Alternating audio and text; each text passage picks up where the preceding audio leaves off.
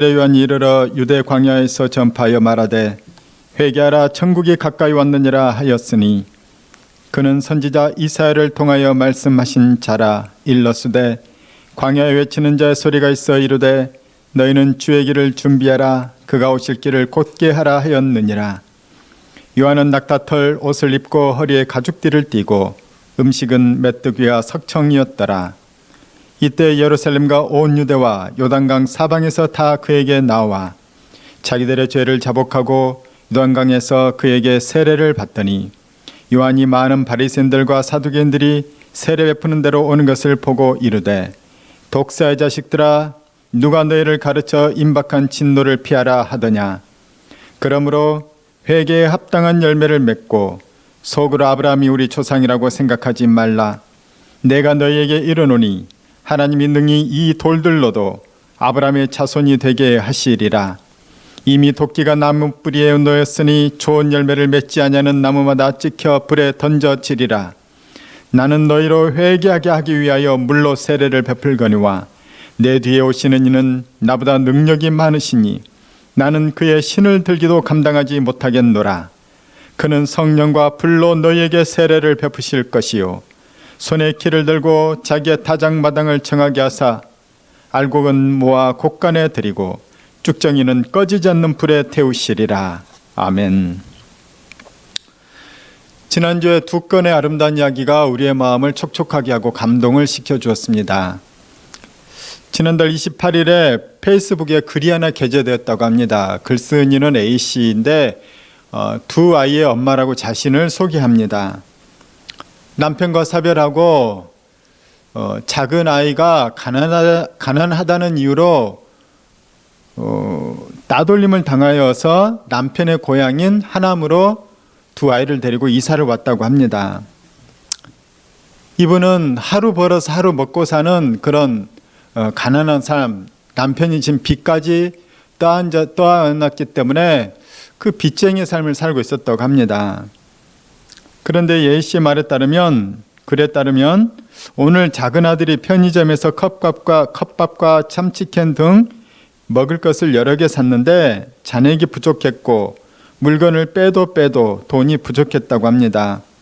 그런데 한 여학생이 다가와서 대신에 돈을 계산해 주겠다고 하면서 오히려 더 많은 음식들, 더 먹을 것들을 넣어서 같이 계산해 줬다고 합니다.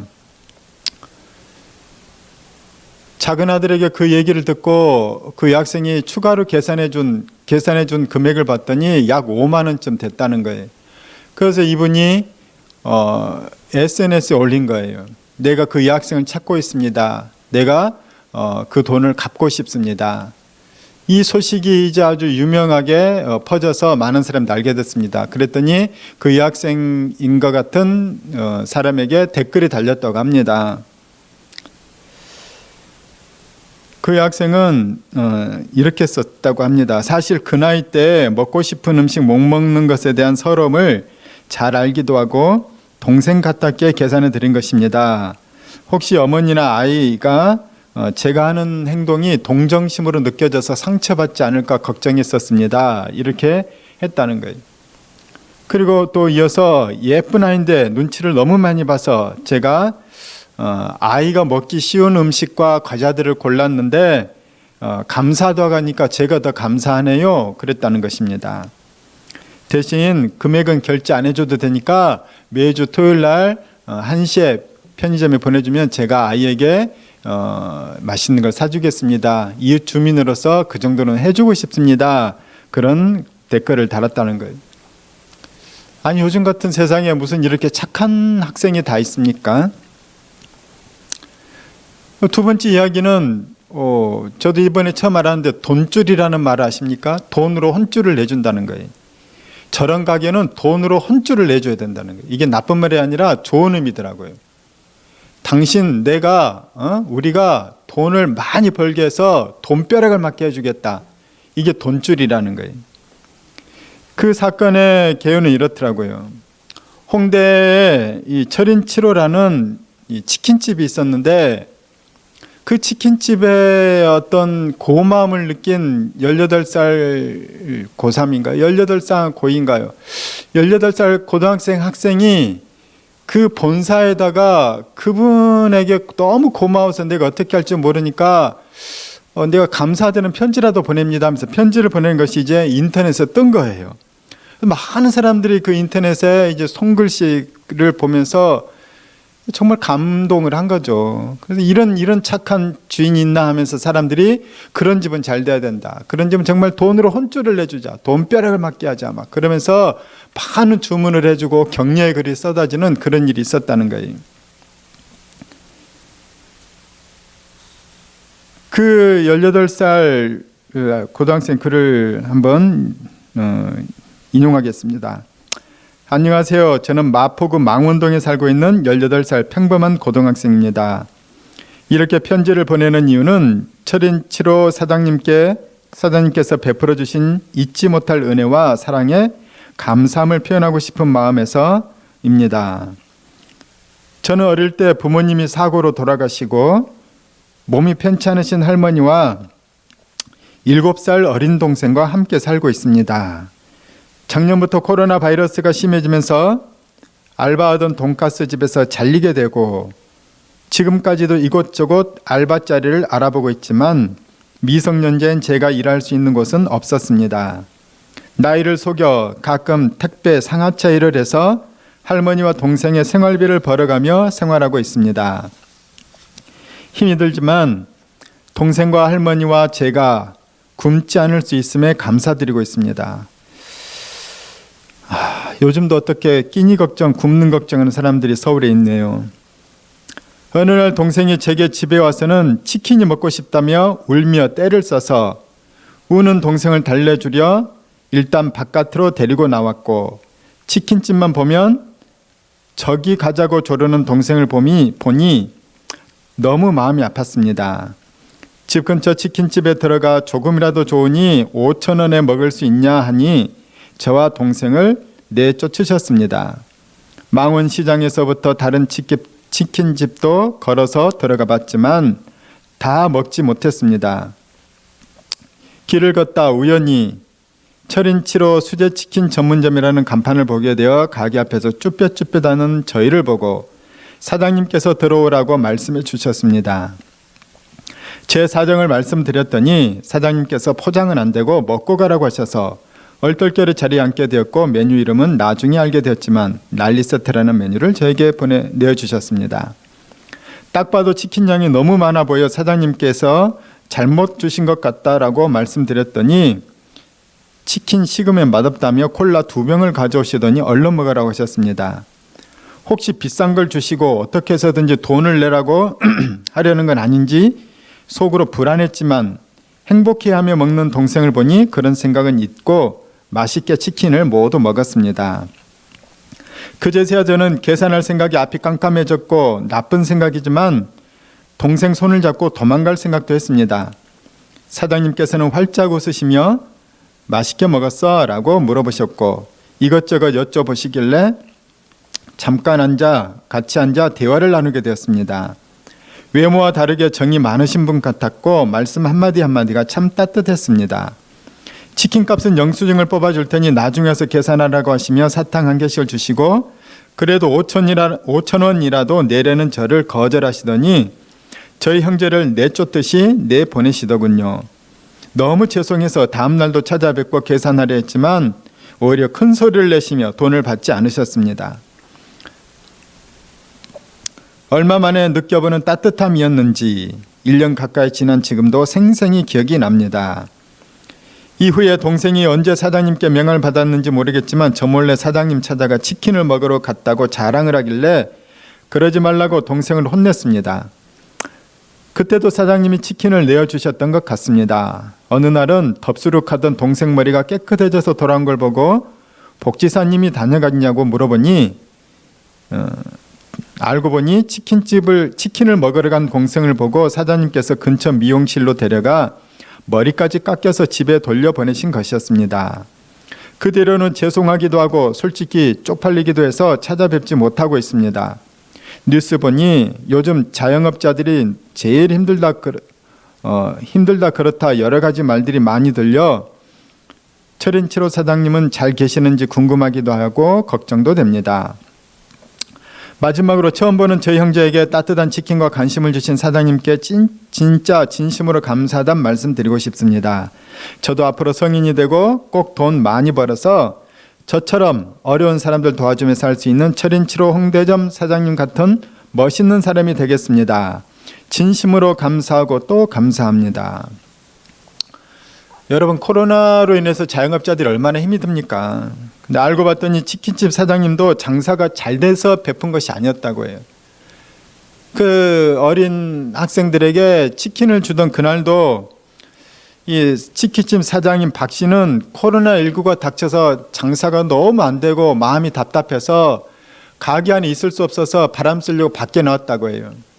그런데 이 아이들이 그 동생 7살짜리 애는 치킨 하면서 울고 있고 형은 말리고 있고 딱 봐도 한눈에 상황을 파악하고 나서 들어오라고 했다는 거예요. 지금 이 홍대 치킨집은 여기 난리가 났죠. 사람들이 고맙다고 어떻게 이렇게 좋은 일을 해주냐고 앞으로도 계속 좋은 일 해달라고 하면서 수많은 주문들이 이어지고 심지어는 이런 주문들도 있다고 해요. 뉴스 보고 주문 넣어요. 여긴 울산이라 주문은 없어도 대신에 다음에 선행 부탁드려요. 19,900원 결제. 또 뉴스 보고 아직 살만한 세상이라 느끼게 해주셔서 고맙습니다. 전 광주 살아 가지러 가지 못해요. 먹은 거나 다름없으니 대박 나시길. 19,900원 결제. 오아시스가 눈물 나도록 반가운 건 삭막한 사막 한가운데 있기 때문입니다. 이렇게 흉흉하고 삭막한 세상에서 어딘가에 그 여학생과 같은 따뜻한 사람, 그 치킨집 사장님과 같은 따뜻한 사람들이 있다는 것 자체가 사막에서 오아시스를 만난 것 같은 그런 반가움과 감동이 있는 것이죠. 그분들이 이 삭막한 세상에서 얼마나 아름다움을 전하고 있습니까? 얼마나 우리를 풍요롭게 만들고 있습니까? 왜일까요? 세상 사람들은 대부분 그렇게 살지 못하기 때문입니다. 이 학생들이 망원시장에서부터 그 홍대까지의 그 길을 수많은 치킨집을 다녀봤지만 다 쫓겨나지 않았다는 겁니까? 마음이 여유가 없죠.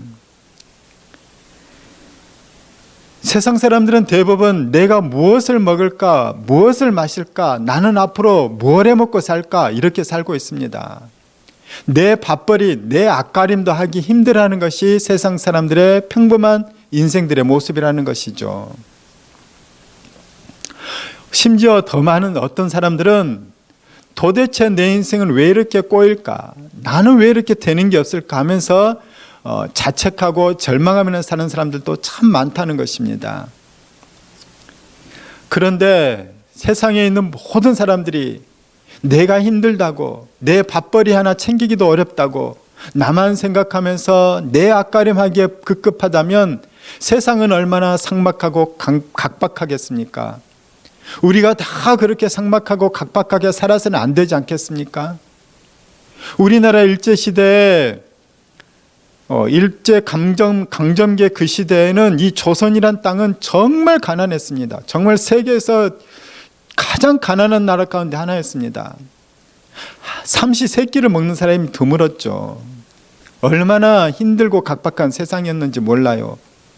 이 아버지가 열심히 일해도 먹고 살기 힘든 것이 일제 강점기의 조선인들이었어요. 그런데 그 각박한 시대, 먹고 살기 힘든 시대에 이상한 사람들이 나타난 거예요. 자기 처자식을 버리고 조선의 독립을 위해서 만주로 가버리는 거예요. 아니, 이게 아버지입니까? 이게 가장입니까? 어떻게 남편이, 아버지가 자기 처자식을 버려두고 조선의 독립이라는 그런 어떻게 보면 허황된 꿈을 꾸고 만주로 떠난단 말입니까? 조선의 독립군과 일본 제국주의 군대의 싸움이 과연 이게 맞붙을 만한 상대입니까? 계란으로 바위치기죠. 말도 안 되는 상황인 거예요. 그런데 이상을 품고 조선의 독립이라는 꿈을 품고 만주로 떠난 가장들이 있었습니다. 그들의 마음이 편했겠어요? 처자식을 두고 가정을 떠나며 고향을 떠나면서 그들은 피눈물을 흘렸을 것입니다. 독립이 돼서 자유 대한민국을 누리며 살아가는 우리들이 이 시점에서 보니까 그분들은 이상한 분들이 아니었던 거예요. 그분들은 숭고한 분들이었죠. 그분들은 너무 고마운 분들이었던 거예요. 우리나라 역사에 그런 분이 있어서 얼마나 고맙고 지금 이 시대에도 자랑스러운 대한민국이라고 외칠 수 있는 것이 그분들 때문이 아닙니까? 삭막하고 내 앞가림하기에 급급한 이 세상 속에서 그래도 누군가는 그런 숭고한 삶을 살아간다는 것이 우리에게 감동이고 세상을 아름답게 하는 일이라는 거예요. 2000년 전에는 얼마나 사람들이 먹고 살기 힘들었겠습니까? 2000년 전에 이스라엘 땅에 한 젊은이가 있었습니다. 이 젊은이는 어느 날 이상한 짓을 하는 거예요. 가족도 버리고 광야로 들어가는 것이었습니다. 그 젊은이에게는 고뇌가 있었던 거예요. 아니, 세상이 왜 이렇게 힘들어요? 하나님, 세상이 왜 이렇게 힘듭니까? 우리 이스라엘 민족은 왜 이렇게 되었습니까? 어쩌다 우리가 식민지 국가가 되어서 이렇게 압제를 당하고 세금을 걷어서 바치고 우리는 이렇게 농락을 당하고 있는지요? 왜 이스라엘이 이렇게 됐습니까? 어떻게 하나님을 믿는 우리 이스라엘 나라는 이 모양입니까? 왜 사람들은 저렇게 타락하게 되었고 저렇게 게으르고 나태하고 우상 숭배하고 있고 곁길로 가고 있는지요? 왜 이 나라가 이렇게 가고 있는지요? 그는 고뇌를 품고 광야로 들어갔습니다. 여러분, 광야가 어떤 곳입니까? 광야가 살기 좋은 것입니까? 아닙니다. 광야는 정말로 힘든 곳이죠. 척박한 곳이죠. 광야는 낮과 밤의 기온차가 매우 큰 곳입니다. 낮에는 정말 뜨겁고요, 밤에는 진짜 추워요. 영하로 떨어지는 곳이에요. 사람이 살만한 것이 못 되죠. 이 광야로 들어간 젊은이의 이름이 누구였냐면 세례 요한이라는 요한이었어요. 요한이 걸친 옷이 무엇입니까? 오늘 성경에 보니까 그는 낙타 털옷을 입고 살았다는 거예요. 낙타 털옷은 소가죽처럼 부드러운 가죽이 아니에요. 낙타털 이 가죽은 정말 거칠고 딱딱한 가죽이라고 합니다. 대신에 털이 많기 때문에 보호는 잘 되죠. 거칠고 딱딱하고 무거운 거예요. 그걸 걸치고 광야에서 살아냈던 사람이 세례 요한이었죠. 또한 광야에는 많은 동물이 있습니다. 방울뱀 독사들도 많고요, 또 정갈과 같은 독충들도 많습니다. 정말 위험한 곳입니다. 또한 광야는 배고픈 곳입니다. 물이 흐릅니까? 곡식이 있습니까? 과일이 열립니까? 광야는 정말 척박한 곳입니다. 이 광야에서 세례 요한이 먹고 살았던 것이 뭐냐면 메뚜기와 석청이라는 거예요. 석청은 야생 벌꿀입니다. 메뉴가 거의 비슷해요. 어제도 그제도 일주일 전에도 오늘도 주로 먹는 게 메뚜기예요. 여러분, 석청하니까 좋아 보이죠? 야생 벌꿀 좋아 보이죠? 2000년 전에 야생 벌꿀을 어떻게 채취했겠습니까? 벌에 쏘여가면서 겨우 따먹은 거예요. 광야는 낮에는 너무 뜨겁고 밤에는 너무 추운 곳이며 위험하고 배고프고 고독한 곳입니다. 광야는 철저히 혼자 있는 곳인 거예요. 아무도 자기를 도와줄 수 없고 의지할 수 없는 곳, 철저히 혼자 고립된 곳이 바로 또한 광야인 것이죠. 이렇게 위험하고 힘든 광야이기 때문에 광야에서는 낮에나 밤에나 그 힘들고 외로운 곳에서 광야에서는 하나님만 바라볼 수밖에 없어요. 길을 가다가 방울뱀을 만났습니다. 아이고 하나님, 그러지 않겠습니까? 정갈을 만났을 때 아이고 하나님, 그러지 않겠습니까? 배가 고팠을 때 하나님 먹을 것을 주세요, 그러지 않았겠습니까? 그 외로움 때, 그 고달플 때, 그 불안할 때 광야에서는 철저히 하나님만 바라볼 수 있는 거예요. 이것이 광야의 최고의 장점입니다. 그렇기 때문에 예수님도 하나님께만 집중하기 위해서 광야에 40일 동안이나 머물렀던 거예요. 세례 요한은 광야로 들어갔고 광야에서 수없이 오랜 기간 동안 머물렀습니다. 세례요한은 광야에서 그가 무엇을 구했을까요? 그는 하나님을 구했던 거예요. 하나님께 부르짖었고 하나님께 기도했던 거예요. 하나님의 음성을 듣고자 귀를 기울였고 하나님의 얼굴을 향했던 것이 바로 광야였다는 것이에요. 세례요한은 고상한 꿈을 꾸었고 숭고한 뜻을 품었어요. 이스라엘이 어떻게 될 것입니까? 우리 인류는 어떻게 될 것입니까? 하나님의 우리를 향한 뜻은 무엇입니까? 하나님, 저는 어떻게 살아야 됩니까? 내가 무엇을 하는 것을 하나님이 기뻐하십니까? 세례요한은 그 숭고한 뜻을 품고 광야로 들어갔던 거예요. 하나님은 세례요한을 받으신 거예요. 하나님은 세례요한을 기뻐하셨어요. 그리고 세례요한에게 하나님께서는 음성을 들려주십니다. 세례요한에게 하나님의 환상을 보여주십니다. 하나님의 비밀을 알려주셨죠. 세례요한은 하나님의 음성을 듣고 하나님의 환상을 보았습니다. 그가 누구입니까? 그런 자들을 성경에서는 선지자라고 얘기를 합니다. 마침내 이스라엘의 역사 가운데 하나님의 선지자가 등장하게 된 거예요. 구약의 마지막 선지자가 말라기입니다. 말라기 선지자 이후에 400년 동안의 이스라엘은 암흑기였던 거예요. 영적인 암흑기였던 거예요. 그 암흑기를 지나서 마침내 세례 요한이 하나님 말씀을 전하는 선지자로 광야에서 호련히 나타나게 되었던 거예요. 하나님의 선지자가 나타났다, 이 소문을 듣고 수많은 이스라엘 사람들이 세례 요한을 만나기 위해서 세례 요한을 찾아서 왔습니다. 세례 요한은 그들에게 메시지를 선포하고 그들에게 하나님의 비밀을 알려주고 하나님께 나아가 삶을 돌이키기를 재촉합니다. 그들에게 선포합니다. 회개하라, 회개하라, 하나님의 나라가 가까이 왔느니라. 세례 요한은 그 군중들을 이끌고 요단강으로 데리고 갑니다. 그리고 그들에게 세례 의식인 회개의 의식인 세례를 베풀어 줍니다. 회개하라는 거예요. 옛사람은 죽고 새 사람으로 거듭나라는 거예요. 하나님의 사람이 되라는 것이죠. 세례 요한이 수많은 사람들에게 회개를 선포하고 또한 세례를 베풀고 있을 때 세례 요한을 소문을 들었던 두 그룹의 사람들이 세례 요한을 찾아옵니다. 오늘 성경에 보게 되면은 많은 7절입니다. 많은 바리새인들과 사두개인들이 세례를 베푸는 요한에게 찾아왔다는 거예요. 여러분, 바리새인이 누구냐면 이스라엘 당시에, 그 당시에 바리새인들은 이스라엘 사회에서 가장 존경받는 자들이에요. 그들은 얼마나 절제된 삶을 살았고 경건한 삶을 살았는지 몰라요.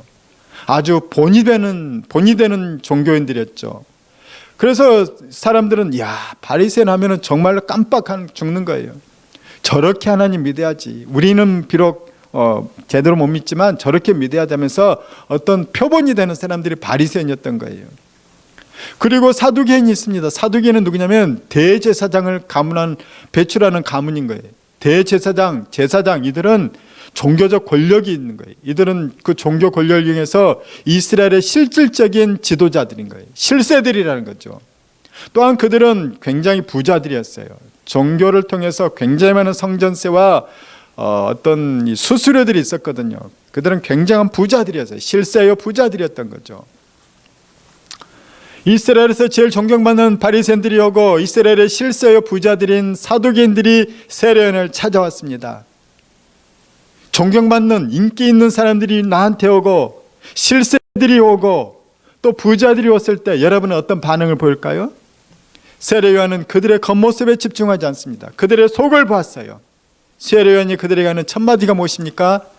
독사의 자식들아, 독사의 자식들아, 너희들은 독사의 자식들이라는 거예요. 누가 너희들은 하나님의 임박한 진노를 피할 수 있겠다 하거든요. 회개해라 이 독사의 자식들아, 이렇게 얘기를 했다는 거예요. 너무 심하지 않습니까? 만약에 우리 교회에 제가 알게 된 정말 세례 요한과 같이 신령한 하나님의 음성을 듣고 환상을 보고 하나님의 사람인 철저하게 하나님 견신한 하나님의 사람인 목사님을 모시고 와서 헌신 예배를 드렸어요. 헌신 예배가 끝나고 나서 우리 교회에서 제일 자랑스러운 집사님과 또 장로님, 아직 그렇지만 그런 분을 그 목사님께 소개를 시켜드린 거예요. 그랬더니 그 목사님이 겉모습을 보지 않고 속을 보면서 독사의 자식들아, 김집사 독사의 자식, 이장로의 독사의 자식 하면서 독사의 자식들아 하면서 너희가 어떻게 하나님이 임박한 진노를 피할 수 있겠더냐, 바로 회개하라고 이렇게 선포를 하면 뭐라고 반응할 것 같아요? 아마도 대부분의 사람들은 무슨 봉변이야 이게? 목사님 어디서 저런 사람을 다 데리고 와서 사람을 이렇게 무한하게 만들어? 이렇게 반응할 거예요 아마. 여러분이라면 어떻게 반응할까요? 아이고 목사님, 맞습니다. 제가 죄인입니다. 저는 정말로 죄인입니다. 저는 이 죄인 중에 괴수입니다. 어떻게 제가 더 철저하게 회개하고 하나님 앞에 서게 될까요? 이럴 사람이 얼마나 될까요? 바리새인과 서기관들은 그렇게 하지 않았어요. 바리새인과 서기관들은 기분이 나쁜 거예요. 아니 내가 누군 줄 알고, 내가 어떤 사람인데, 내가 얼마나 철저한 신앙인이고 얼마나 존경받는 사람인데, 이레베도, 사두개는 이레베도 내가 이스라엘에서 최고의 신앙인 종교인인 대제사장의 가문의 사람인데 어떻게 나한테 이런 말을, 아마 그랬을 거라는 거예요. 그들은 세례 요한의 하나님의 사람의 메시지에 대해서 회개하지 않습니다. 자기를 돌아보지 않아요. 오히려 세례 요한과 선을 긋습니다. 다시는 세례 요한을 찾아가지 않아요. 나중에 세례 요한이 억울한 누명을 쓰고 감옥에 갇혔을 때에도 그들은 절대로 세례 요한을 도와주지 않고 편들어주지 않습니다. 잘 됐다고 했겠죠. 잘난 척하더니 잘 됐구나 그랬을 거야 아마. 바리새인과 사두개인들은 겉으로는 최고의 신앙인들이었고 존경받는 자들이었지만, 출세한 자들이었지만, 그들의 관심은 하나님이 아니었어요. 그들의 관심은 의로움이 아니었고, 그들의 관심은 진실됨이 아니었던 거예요. 그들의 관심은 나의 자존심, 또한 나의 체면이 중요했던 거예요. 당신이 아무리 하나님의 사람이어도 나의 자존심과 체면을 건드리면 가만 안 두겠다는 거예요. 아니, 상종하지 않겠다는 거예요. 자기 자존심과 자기 체면이 중요한 사람들은 회개의 메시지에 결코 반응하지 않습니다. 하나님, 의로움, 진리에 대해서 관심 있는 사람은 회개 메시지에 바로 무릎 꿇거든요. 그러나 내 체면, 내 자존심이 중요한 사람은 그런 메시지에 콧방구도 끼지 않습니다. 오히려 회개의 메시지를 선포하는 주의 정의에 대해서 반감을 품고 공격을 합니다. 또는 선을 그어버리고 떠나기도 하죠. 그리고 나서 어떻게 하냐면 자기를 칭찬해주는, 또 자기를 축복해주는 그런 교회, 그런 목사님을 찾아 떠나다닙니다. 종말에 가까울수록 교회 안에 그런 교인들이 많아질 것이라는 거예요. 저는 우리가 깨어있기를 축복합니다. 하나님 말씀에 귀를 기울이고 회개의 말씀에 내 자존심, 내 체면을 내세우는 게 아니라 하나님, 의로움, 진리, 그것을 추구하며 무릎 꿇기를 바랍니다. 그런 자에게 비전이 있고 그런 자가 구원의 반열에 들어가는 것입니다. 세례 요한은 굴하지 않아요. 어떤 사람 앞에서도 세례 요한은 굴하지 않습니다. 당당합니다.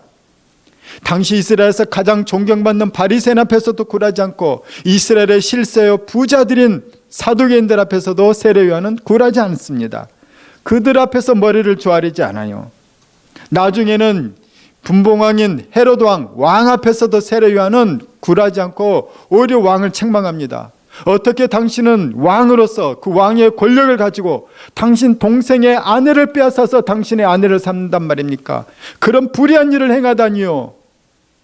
그런 외침을 했던 사람이 바로 세례 요한이에요. 감옥에 갇혔어요. 그래도 굴하지 않습니다. 세례 요한은 도대체 뭘 받길래 이렇게 당당하고, 뭘 받길래 도대체 이렇게 그는 불굴의 사람이었을까요? 그는 굴하지 않았을까요? 세례 요한은 광야에서 하나님 만났기 때문이에요. 하나님의 음성을 들었고 하나님 보여주시는 하나님의 그 비밀을 보았기 때문인 것입니다. 하나님의 예정하심과 장차 인류에게 도래할, 인류에게 오실 메시아를 보았고 그 메시아가 무슨 일을 행하실 것을 세례 요한은 보았기 때문인 거예요. 하나님을 만난 사람, 하나님의 행하실 일을 본 사람은 당당합니다. 사람 앞에서 당당합니다. 사람 앞에서 담대히 선포하고 그 어떤 힘센 자들 앞에서도 굴하지 않습니다. 그렇다고 해서 세례 요한이 항상 사람들 앞에서 뻣뻣하고 안하무인하고 그런 사람은 아닌 거예요. 세례 요한은 고개를 숙일 때는 고개를 숙이고 고개를 뻣뻣이 들 때는 고개를 뻣뻣이 든 거예요. 내가 죄인 앞에서는 뻣뻣하게 들고 그들에게 회개를 촉구합니다. 그러나 의인들 앞에서, 하나님의 사람들 앞에서는 세례 요한은 너무 부드러운 거예요. 예수님 앞에서 얼마나 세례 요한이 부드러운지 몰라요. 세례요한은 머리를 들 때와 머리를 숙일 때를 아는 사람이었다는 것입니다.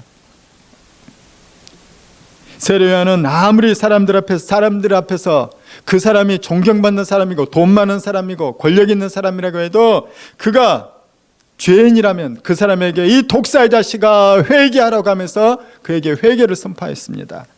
그러나 하나님의 아들 예수 그리스도 앞에서는 한없이 작아지고 한없이 낮아졌습니다. 나는 그분의 신발끈을 풀기도 감당하지 못할 미천한 자입니다 하면서 자신을 낮추는 거예요. 그 말씀이 바로 오늘 11절에 나옵니다.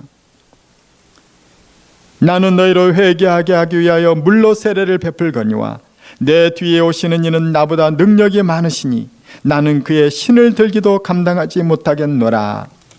예수님의 나는 신발을 들 수도 없다는 거예요. 나는 그토록 예수님 앞에서는 미천한 자라는 거죠. 얼마나 겸손합니까? 하나님을 만난 사람은 이렇습니다. 하나님 만난 사람은 이렇다는 거예요. 진리를 아는 사람은 이렇다는 거예요. 그러나 가짜 그리스도인, 엉터리 그리스도인은 반대로 행합니다. 엉터리들은 사람들 앞에서는, 특히 힘 있거나 뭐 좀 있어 보이는 사람들 앞에서는 한없이 비굴하게 굴면서 하나님 앞에서는 교만하게 굽니다. 하나님을 우습게 여기고 뻔뻔하게 구는 거예요. 별것 아닌 그 사람들 앞에서는 비굴하면서 엄청나게 위대하신 하나님 앞에서는 뻔뻔하고 교만하다는 거예요. 모르니까 그러는 거죠. 얼마나 한심하고 얼마나 어리석은지 몰라요.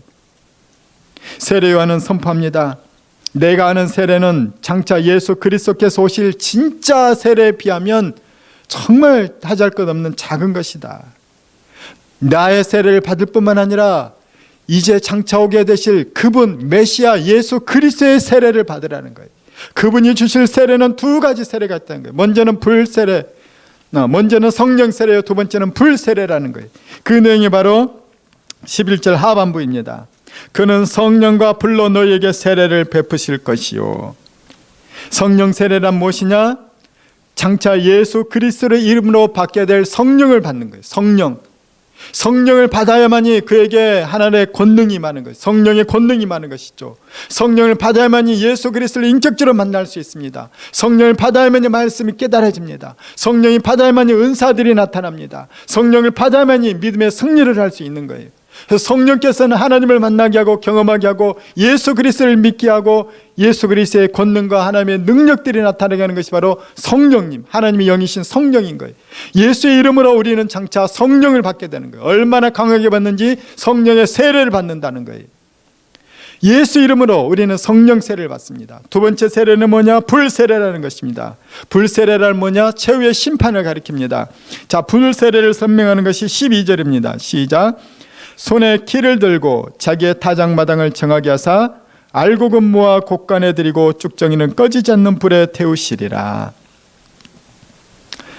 불세례란 최후의 심판을 가리킨다고 얘기했습니다. 예수님의 재림의 날, 예수님이 다시 오시는 그날에 모든 인류는 주님의 심판대 앞에 서게 될 것입니다. 심판대 앞에서는 나눠지게 되는 것이죠. 알곡이 나눠지고 쭉정이가 나눠지는 거예요.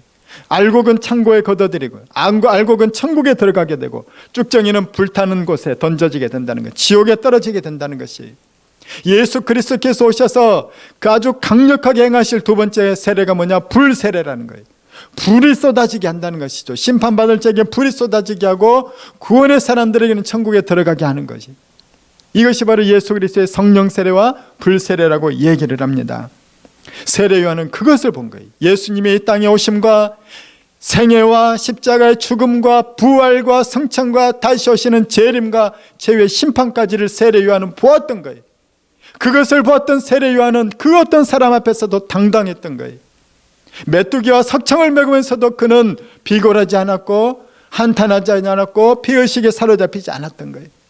세례 요한은 하나님의 음성을, 하나님의 말씀을 전하기를 그의 평생을 드리는데 너무나도 자랑스럽고 감사하게 여겼던 것이죠. 그리고 자기 자신의 사명을 분명히 알았던 거예요. 나는 작은 자다. 나는 광야에 외치는 소리밖에 되지 않는다. 장차 오실 메시아 예수 그리스도, 그분을 나는 준비할 뿐이다. 그분이 오셔서 행하기에 좋게 나는 사람들의 마음을 돌이키고 물세례 회개세례를 베풀어서 성령 예수 그리스도를 받아들이게 좋은 마음밭을 만드는데 나는 쓰임받을 것이다. 나는 주님께 쓰임받고 나는 하나님께 쓰임받는 인생이다. 얼마나 감사한가. 이것이 바로 세례 요한이었다는 거예요. 두려워할 자를 두려워하십시오. 하나님께 돌이키시기 바랍니다. 믿음을 회복하시기 바랍니다. 장차 그분이 하실 일에 대해서 낮아지는 겸손과 진실된 사랑으로 주의 일에 동참하는 우리가 되기를 축원합니다.